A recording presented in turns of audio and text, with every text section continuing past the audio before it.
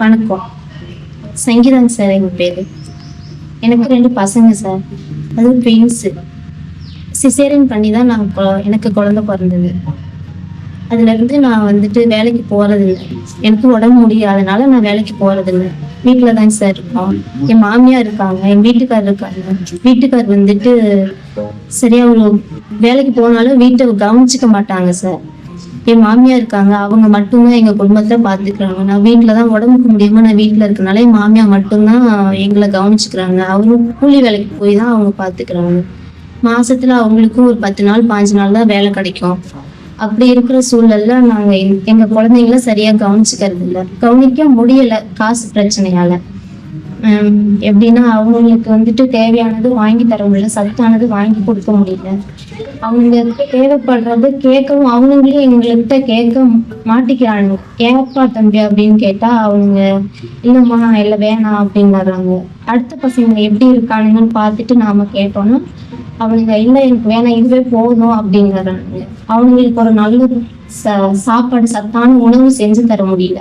அவங்களுக்கு தேவையானது ஒரு ட்ரெஸ்ஸோ ஒரு காய்கறியோ எதுவும் வாங்கி தர முடியல. மாமியா ஒரு ஆள் சம்பாதிச்சு அவங்க வந்துட்டு ரொம்ப கஷ்ட சூழல்ல எங்களை கவனிச்சுக்கிறாங்க. வீட்டுக்கார குடிப்பான்னு சொல்றீங்க, எவ்வளவு நாள் குடிக்கிறாரு? வீட்டுக்கு காசு தரது இல்லையா சார்? அவர் வந்துட்டு வேலைக்கு போவாரு, எல்லா வேலைக்குமே போவாரு. இந்த வேலை தான் சொல்லி கணக்கு கிடையாது, எல்லா வேலைக்குமே போவாரு. போனாலும் கல்யாணம் பண்ண புதுசுல கொஞ்சம் பாத்துக்கிட்டாரு. 1 வருஷம் 2 வருஷம் பிள்ளைங்க கொஞ்சம் எப்படி பால்காடி போற வரைக்கும் பாத்துக்கிட்டாங்க. அதுக்கப்புறம் கண்டுக்கிறது இல்லைங்க சார். கொஞ்சம் பிள்ளைங்க பெரிய ஆளானதுனால அவர் கண்டுக்கிறது. எல்லா வேலைக்குமே போவாரு, போனாலும் சம்பாரிச்சு அவரு பெரிய ஆள்.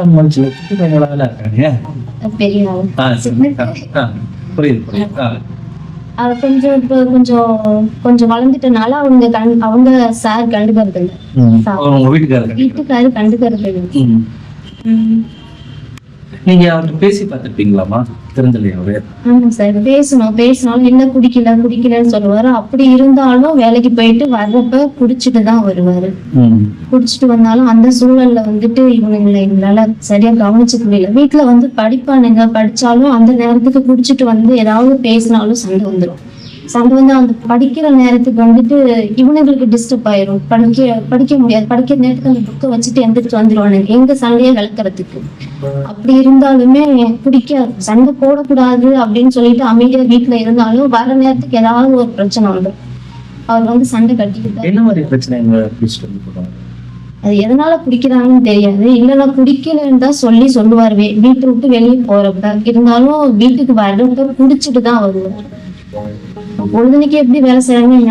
எந்த காசும் எதுவுமே கொடுக்கறது கிடையாது. கொடுக்க மாட்டாரு. அப்ப எப்படி யார் உங்களை பாத்துக்கிறாங்க?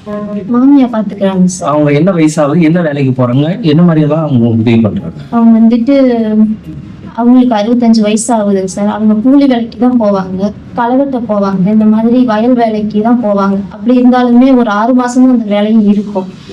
1 மாசத்துக்கு 10 நாள் 20 நாள் இப்படிதான் போவாங்க. அவங்களும் முடியலன்னு வீட்டுல படுத்துக்குவாங்க. அந்த மாதிரி சூழல்ல தான் நாங்க வந்துட்டு இந்த குழந்தைகளை நம்ம பாத்துக்கிறோம். இப்படி பாத்துக்கிட்டு எதுவுமே அவங்களுக்கு எதுவும் செஞ்சு தர முடியாது. நீங்க ஏன் வேலைக்கு போறீங்க? நான் வேலைக்கு போகணும்னா எனக்கு சிசேரியன் பண்ணி தான் இவங்க 2 பேருமே ட்வின்ஸ். சிசேரியன் பண்ணி தான் எனக்கு குழந்தையே பிறந்தது. அதனால அப்படியே இருக்கவும் எனக்கு சத்தான பொருள் எதுவும் வாங்கி தராதனால எனக்கு அப்படியே கொஞ்சம் நாள் ஆக எனக்கு உடம்பு செலவு போயிடுச்சு. அதுல இருந்து நான் வேலைக்கு போனாலும் எனக்கு வைத்திய செலவு பண்ற மாதிரி இருக்கு சார். அப்படியே அந்த மாசம் செலவு பண்றதுமே என்னால பண்ண முடியாதனால நான் வீட்டுலதான் இருக்கேன். என்னையும் சரியா கவனிச்சுக்கிறது. நான் பசங்களுக்கு ஒசரம் தான் நான் இருக்கேன் சார். அவனுங்க நல்லா பார்க்கணும், நல்லா படிக்கணும். அவங்க படிக்கிறானுங்க, படிச்சாலுமே அவங்களுக்கு தேவையானதை என்னால வாங்கி தர முடியல. அப்படி இருந்து எங்க மாமியா தான் பாத்துக்கிறாங்க. அவங்களும் கூலி வேலைக்கு போய் தான் பாத்துக்கிறாங்க. யதார்த்தமா பாத்தீங்கன்னா இவங்களோட நிலைகள் வந்து ரொம்ப மோசமா இருக்கு. அவங்க வாழ பாக்குறீங்க எப்படி இருக்காங்க அப்படின்னு. அவங்களோட 2 பையங்க என்ன பிடிக்கிறீங்க? நீங்க உங்களுக்கு என்ன பிடிக்கும் சாப்பிடுறது?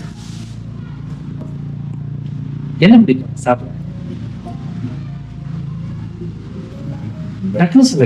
என்ன பிடிக்கும் உங்களுக்கு சாப்பிட? படம் வேணுமா? உனக்கு என்ன பிடிக்கும்? சவுண்ட் ஸ்ட்ராபெரி பிடிக்கும். ஸ்ட்ராபெரினா சாக்லேட். உனக்கு படம் பிடிக்கும்.